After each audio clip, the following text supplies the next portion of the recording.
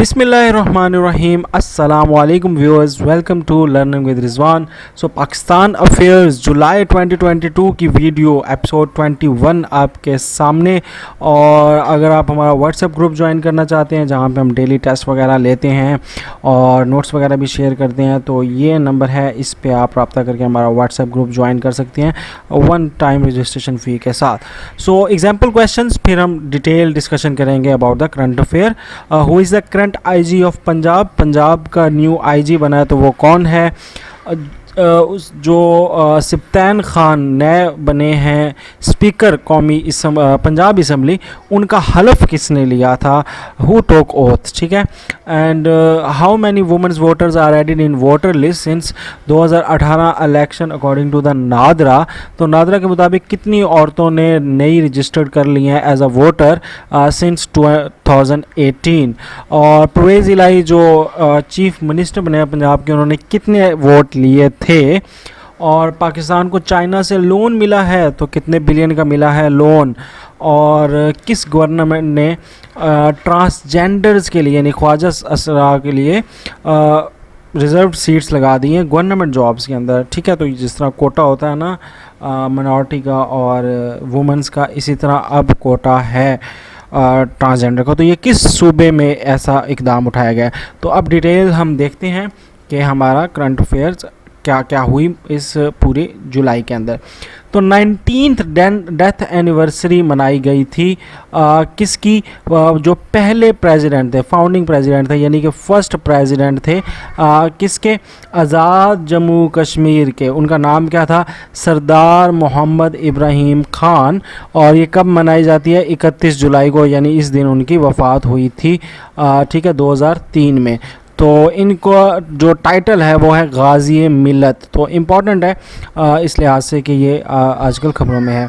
Senior writer and journalist, historian and analyst जिनका नाम है अख्तर बलोच, इनका भी रिसेंटली इंतकाल हुआ है 31 जुलाई 2022 ही को। और इनकी मशहूर बुक्स जो हैं वो कराची वाला और यही मेरा वतन, ये 2 बुक्स हैं। और ये human rights commission of Pakistan के यूनियन काउंसिल मेंबर्स भी रह चुके हैं। सो ये इम्पॉर्टेंट है, इनकी रिसेंटली डेथ हुई है 31 जुलाई को।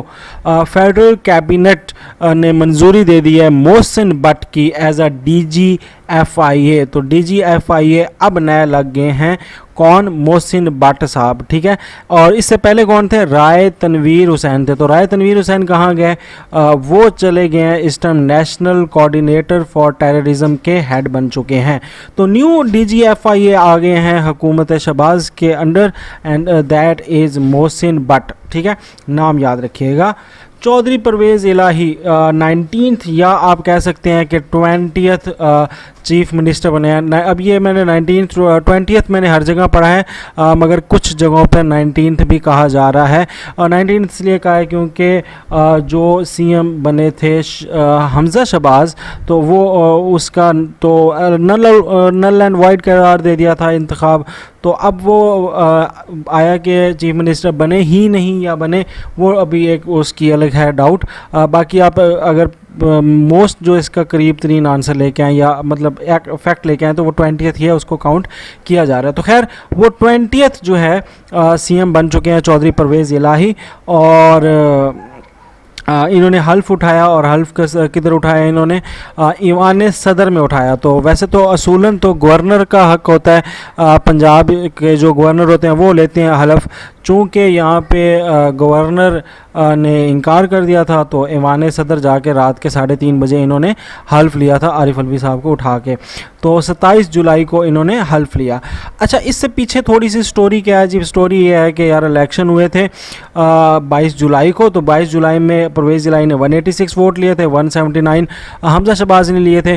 तो हमज़ा शहबाज ने जो 179 वोट लिए थे, उसमें से जो परवेज़ इलाही ने 186 वोट लिए थे, उसमें 10 जो हैं इसके अपने ही काफ लीग के थे। तो काफ लीग के हेड ने कह दिया था कि वोट आपने हमज़ा शहबाज को देना। तो उस पर जो 10 वोट थे वो रिजेक्ट कर दिए थे डिप्टी स्पीकर, और उसका नाम क्या है डिप्टी स्पीकर का? दोस्त मज़ारी, ठीक है।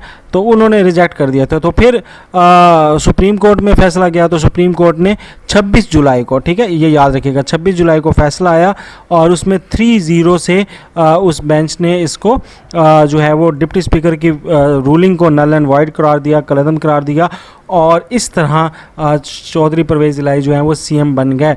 तो ये डेट्स याद रखनी है। 22 जुलाई को वोट रिजेक्ट हुए, 26 जुलाई को सुप्रीम कोर्ट ने रूलिंग को नल एंड वाइड किया, और परवेज़ इलाही ने 27 जुलाई को हरफ उठाया ऐवान सदर में, और लिया किसने?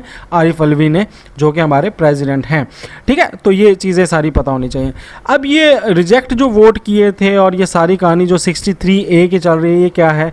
63A ये कहता है कि आप जिस पार्टी के वोट्स पे आए हैं, जिस पार्टी के वोट पे आए हैं, उस पार्टी का जो पार्लिमानी हेड होगा, ठीक है, पार्लिमानी हेड होगा, तो वो डिसाइड करेगा कि आप उसकी जो भी पॉइंट होंगे, जो भी मुद्दा होगा, उसके ऊपर आपने अमल करना है। तो ये पार्लिमानी हेड का था।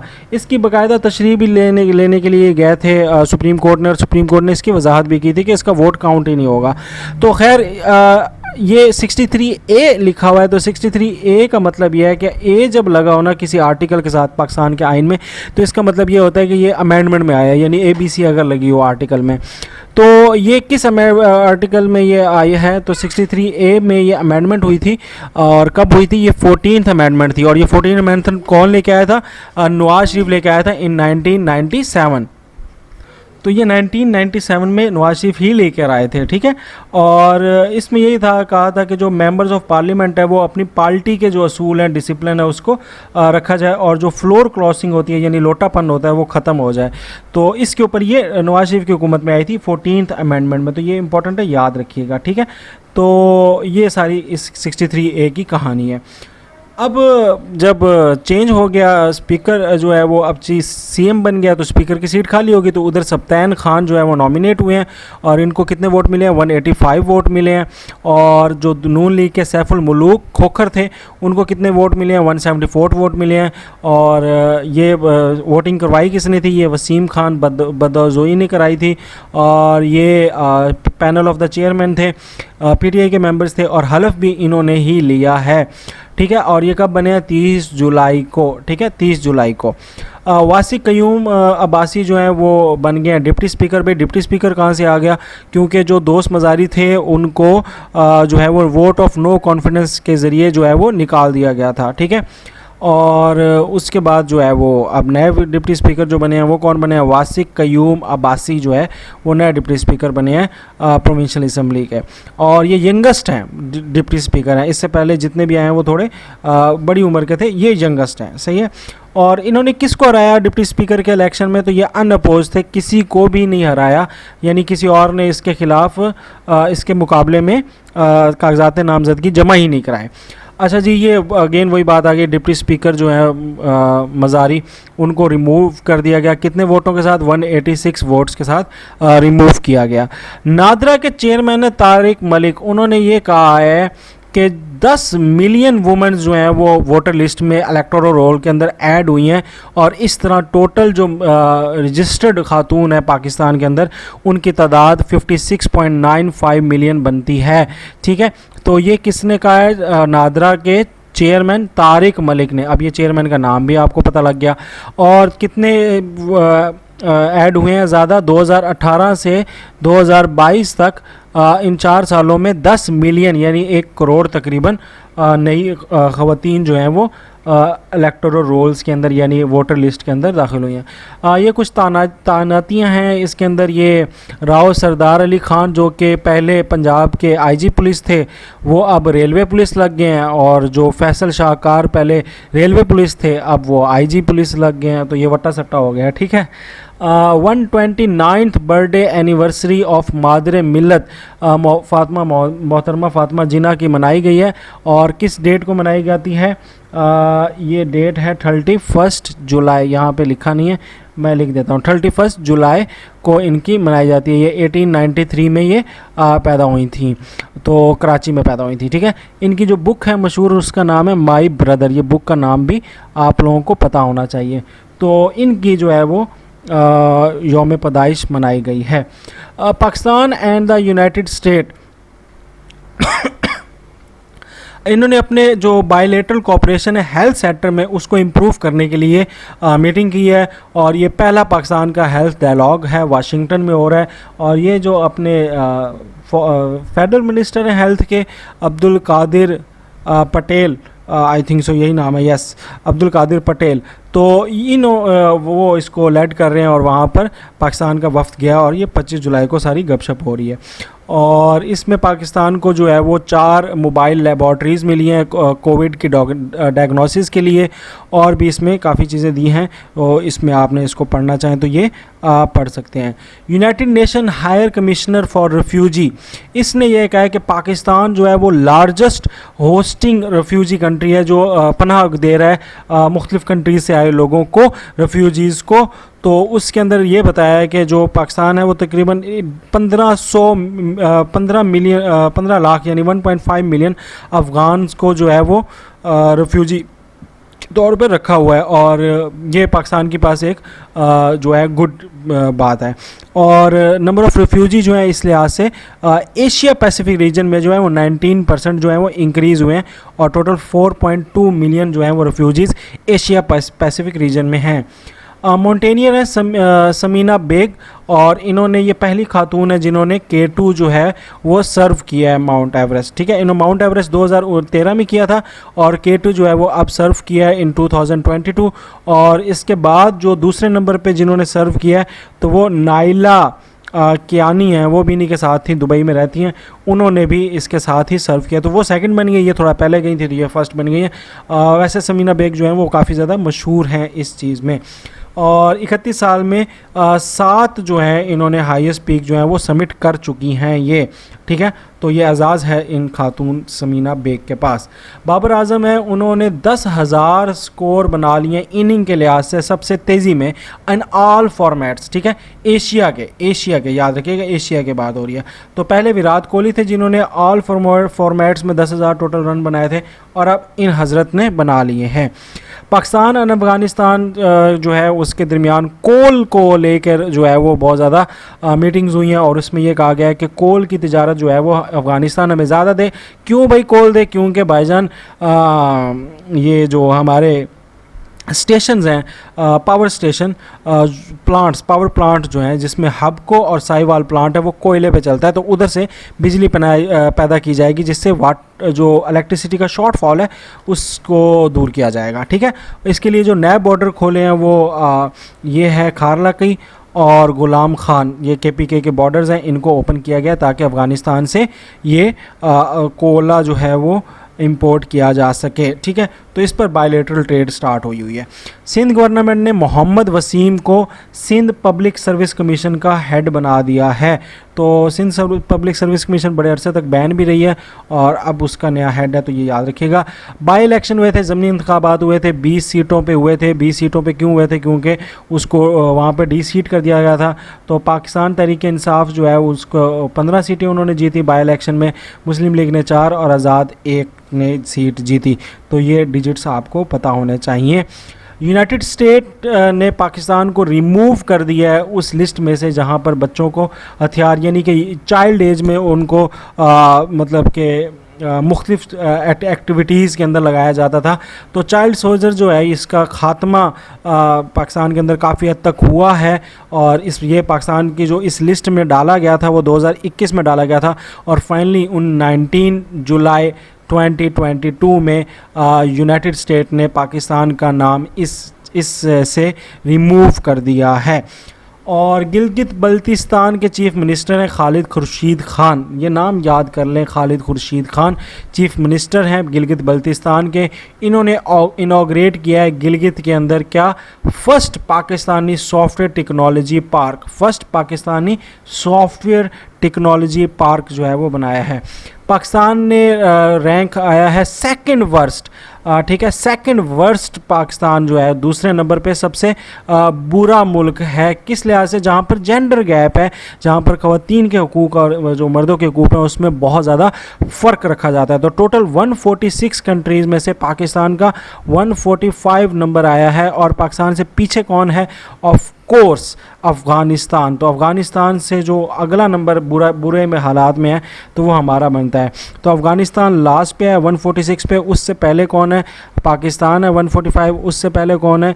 डेमोक्रेटिक रिपब्लिक ऑफ कॉन्गो 144 पे। ईरान जो है वो 143 पे और चड जो है वो 142 पे है। इसी तरह अगर अच्छे कंट्रीज़ की बात करें तो फर्स्ट पे आइसलैंड है, सेकंड पे फिनलैंड है, थर्ड पे नॉर्वे है, फोर्थ पे न्यूजीलैंड है और सिक्स पे स्वीडन है। तो ये वो कंट्रीज़ हैं जहाँ पर जेंडर गैप जो है वो बिल्कुल ना होने के बराबर है। तो इसलिए पाकिस्तान को अब ज़रूरत है कि वो वुमेन पार्टिसिपेशन को जो है वो इंक्रीज़ करे अपने एटमॉस्फेयर के अंदर। मीर जान मोहम्मद ख़ान जमाली जो है इस टाइम एक्टिव गवर्नर हैं बलूचिस्तान के। ये स्पीकर भी हैं बलूचिस्तान असम्बली के और गवर्नर भी हैं।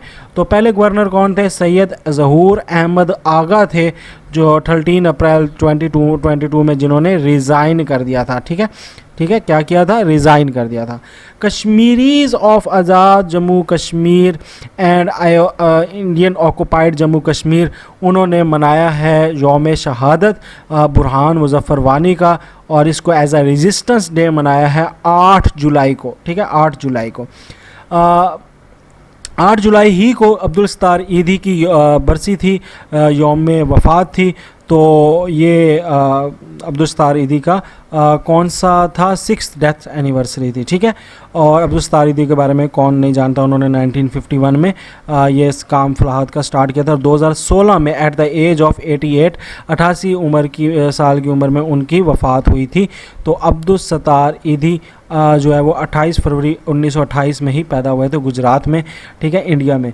तो इनके बारे में आपको मोटी मोटी सारी पता होनी चाहिए। बलूचिस्तान गवर्नमेंट ने क्वेटा को डिक्लेयर किया था एज अ डिज़ास्टर के जो अभी हालिया बारिशें हुई हैं उसमें उसके बाद फिर बहुत ज़्यादा सैलाब का सिलसिला भी स्टार्ट हो गया। ग्लोबल लाइवेबिलिटी जो इंडेक्स है उसके अंदर पाकिस्तान का जो कराची है वो 168 नंबर पे आया अबाउट फ्रॉम द 172।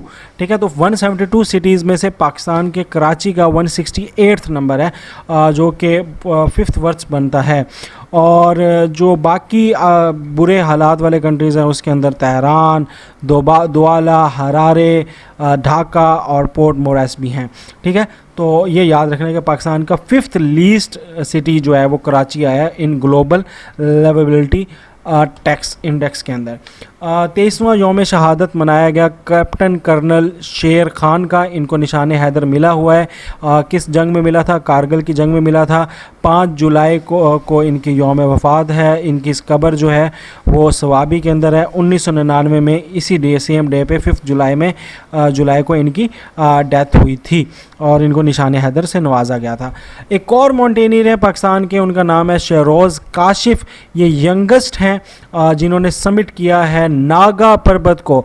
और नागा पर्वत क्या है? नागा पर्वत आपको पता है कि 9th हाईएस्ट पीक है, जिसकी जो हाइट है वो 8126 मीटर है।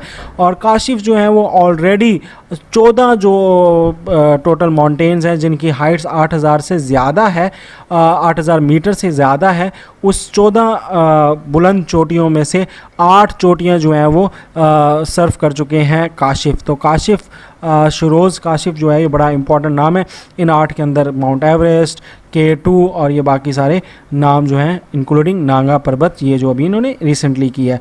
तो ये 20 साल की उम्र है इनकी और इनका जो एम है वो यही है कि ये तमाम 14 की 14 जो बुलंद चोटियां हैं 8000 से ऊपर, उनको जो है ये सर्व करेंगे। मंथली इन्फ्लेमेशन जो है वो पाकिस्तान के अंदर जून के अंदर जो रिकॉर्ड की गई वो 21.3% थी, जो कि रिकॉर्ड है। पिछले 13 साल में कभी भी किसी मंथ में इतनी महंगाई नहीं आई। उसके बाद economic cost from a combined impact of the disaster climate health.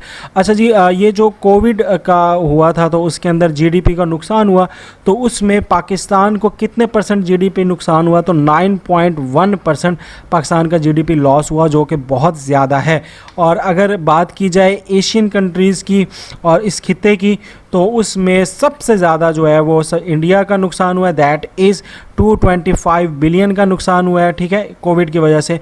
और दूसरे नंबर पे पाकिस्तान आता है जिसका 26 बिलियन का नुकसान हुआ है, और उसके तीसरे नंबर पे टर्की आता है जिसका 24 बिलियन का नुकसान हुआ है। तो इस तरह करके इस कोविड के नतीजे में पाकिस्तान की जो हाईएस्ट लॉस्ट है, सेकंड हाईएस्ट लॉस्ट है, वो जीडीपी का 9.1% है जी। अगर आप हमें इंस्टाग्राम पे फॉलो करना चाहते हैं तो here is the ID learning with Rizwan आप सर्च करें तो आप हमें इंस्टाग्राम पे फॉलो कर सकते हैं, और वहाँ पे हम करंट अफेयर की वीडियो पिक्चर्स शेयर करते रहते हैं जैसे आपके साथ ये शेयर हो रही है जी। तो पाकिस्तान जो है वो हेनली पासपोर्ट इंडेक्स जिसके अंदर 199 पासपोर्ट्स किया जाता है, उसमें पाकिस्तान जो है वो 4th लास्ट पे है, 4th वर्स्ट है। और हमसे जो बुरे हैं उनमें सीरिया, इराक और अफ़गानिस्तान हैं। तो बहुत बुरे हालात हैं पाकिस्तान के पासपोर्ट के। और ये बेस किस पे होता है, इसमें ये होता है कि कितनी प्लेसेस को हम फ्रीली जो है वो देख सकते हैं। तो उसमें पाकिस्तान का चौथे नंबर पर एंड में आ रहा है, यानी बहुत ही बड़ा ग्राफ हुआ हुआ है। यूनाइटेड नेशन ने ऑन वर्ल्ड पॉपुलेशन डे जो है वो बताया है कि पाकिस्तान जो है वो 6th लार्जेस्ट कंट्री है अकॉर्डिंग टू द पॉपुलेशन, और 2050 तक पाकिस्तान जो है वो उसकी आबादी जो है वो 30 करोड़ पहुंच जाएगी, ठीक है। और इस टाइम पाकिस्तान की 19 करोड़ के आसपास है। और पाकिस्तान की करंट जो ग्रोथ पॉपुलेशन ग्रोथ है उसकी परसेंटेज 2.4 है, दैट इज़ इम्पॉर्टेंट, ये आपको पता होना चाहिए, ठीक है।